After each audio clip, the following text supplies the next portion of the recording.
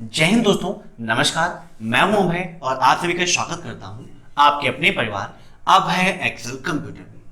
दोस्तों, present time पर triple C के एग्जाम चल रहे हैं और ट्रिपल सी एग्जाम में लिब्रे ऑफिस कैल्क के काफी सारे फार्मूले पूछे आ रहे हैं।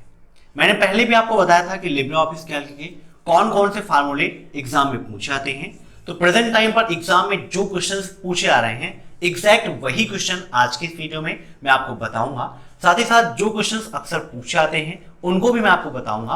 हो सकता है वह क्वेश्चन भी आपके एग्जाम में आ जाए। तो टाइम वेस्ट ना करते हुए चलिए शुरू करते हैं आज की एक क्लास।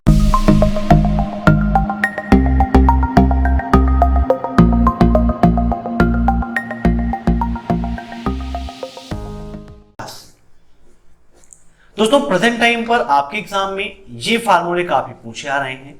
राउंड 17,775 कॉमा -5 की वैल्यू क्या होगी।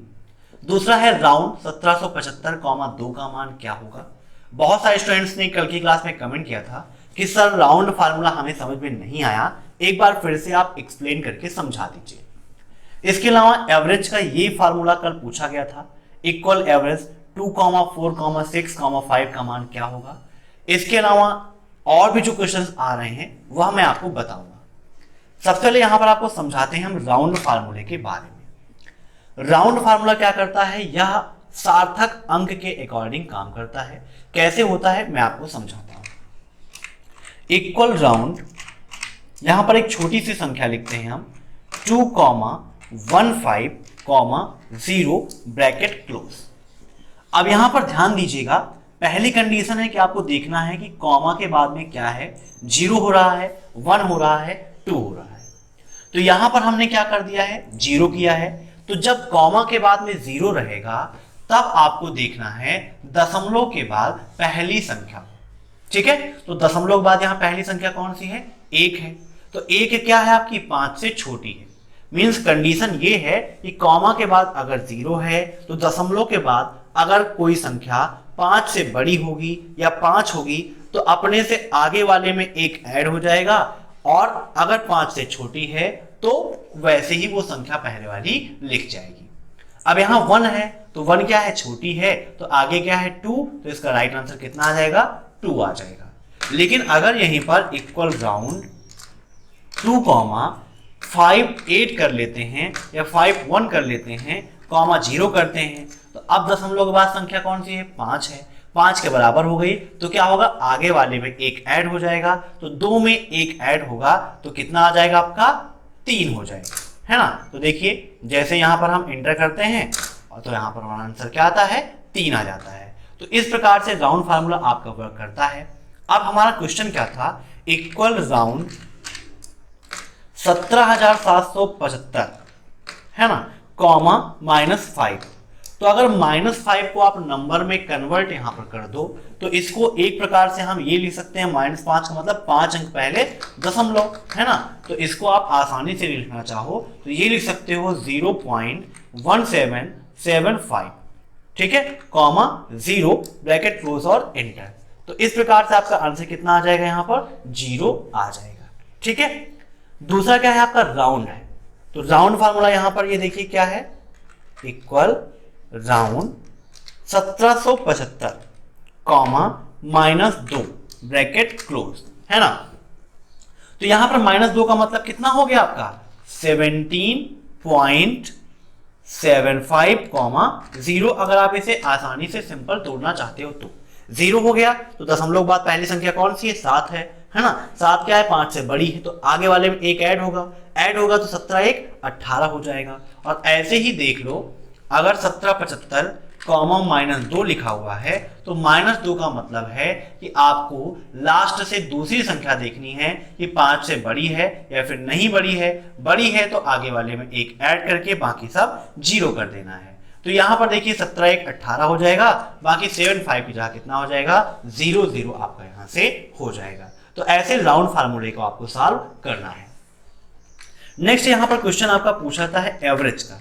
तो एवरेज फार्मूला क्या करता है आपका, ये औसत निकालने का काम करता है। कौन सा काम करता है, औसत निकालने का काम करता है। तो फार्मूला क्या है, equal AVE RAG equal average 2,4,6,5 bracket close और इंटर कर देंगे तो राइट आंसर कितना आ गया 4.25। तो ऐसे ही आप किसी का भी औसत निकाल सकते हैं। एक क्वेश्चन उस दिन एग्जाम में पूछा गया था कि C1 से लेकर 10 स्तंभ और 10 पंक्ति का मान क्या होगा। तो C1 का मतलब ये C है, C1 कैसे हो गया, पहली रो में है तो ये C1 हो गया, है ना। इसका एड्रेस यहां पर नेम बॉक्स में आप देख सकते हैं। क्वेश्चन में पूछा जाता है कि जहां पर सेल का एड्रेस दिखाई देता है उसे क्या कहते हैं, तो उसे हम नेम बॉक्स के नाम से जानते हैं, ठीक है। तो C1 मतलब 1 हो गया, 2 कौन सा हो जाएगा, D हो जाएगा, है ना।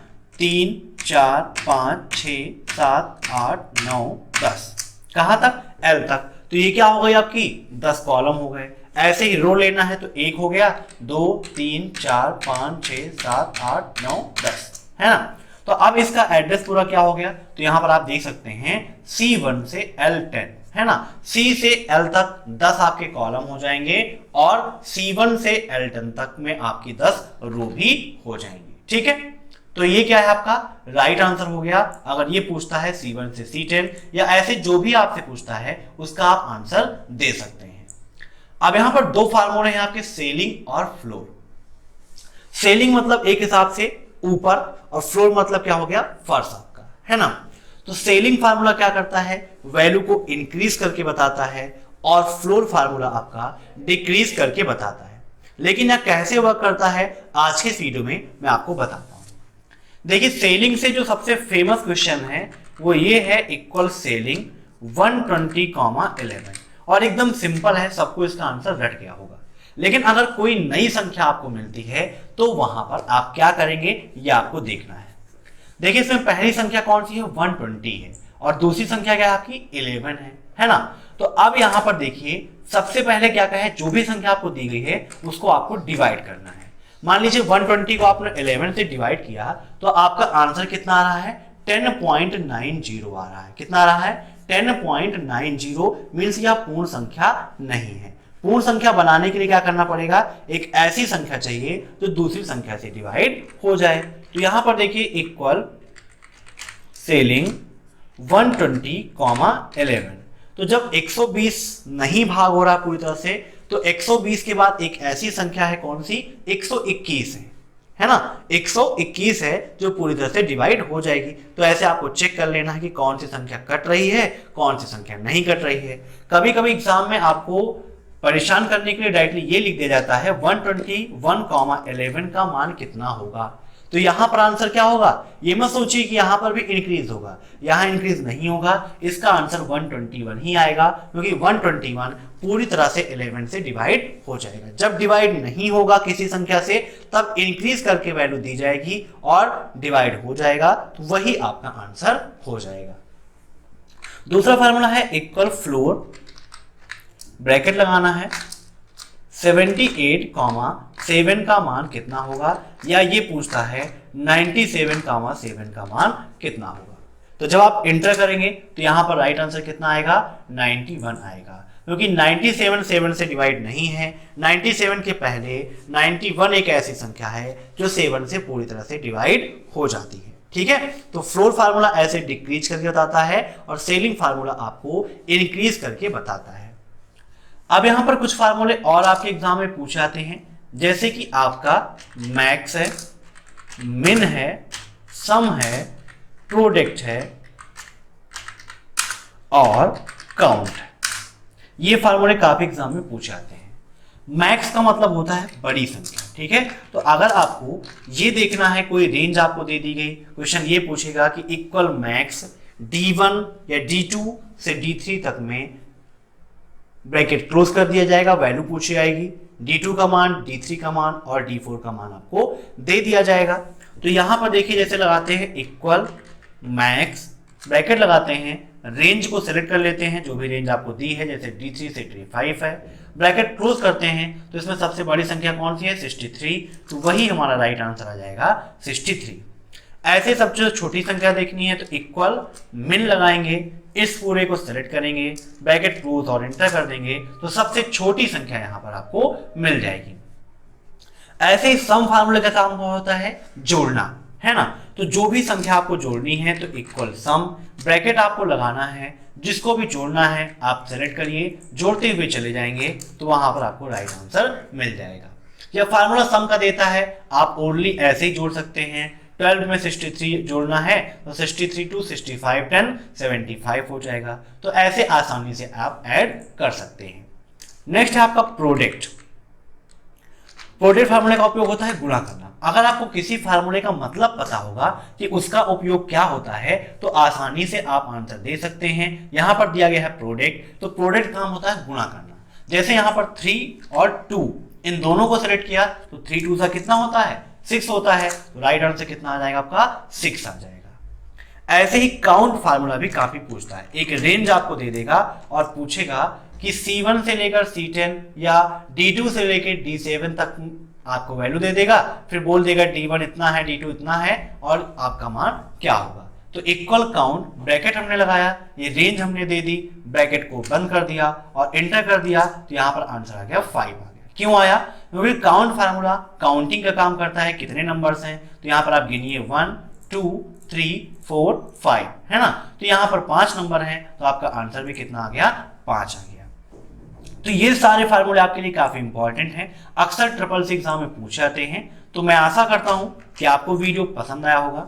अगर आपको वीडियो पसंद आया हो तो वीडियो को लाइक जरूर करिएगा और अपने सभी दोस्तों के साथ जरूर शेयर करिएगा और चैनल पर नए मेहमान हैं तो सब्सक्राइब जरूर करिएगा। Thanks for watching my video. फिर मिलते हैं नेक्स्ट क्लास में, तब तक के लिए बाय।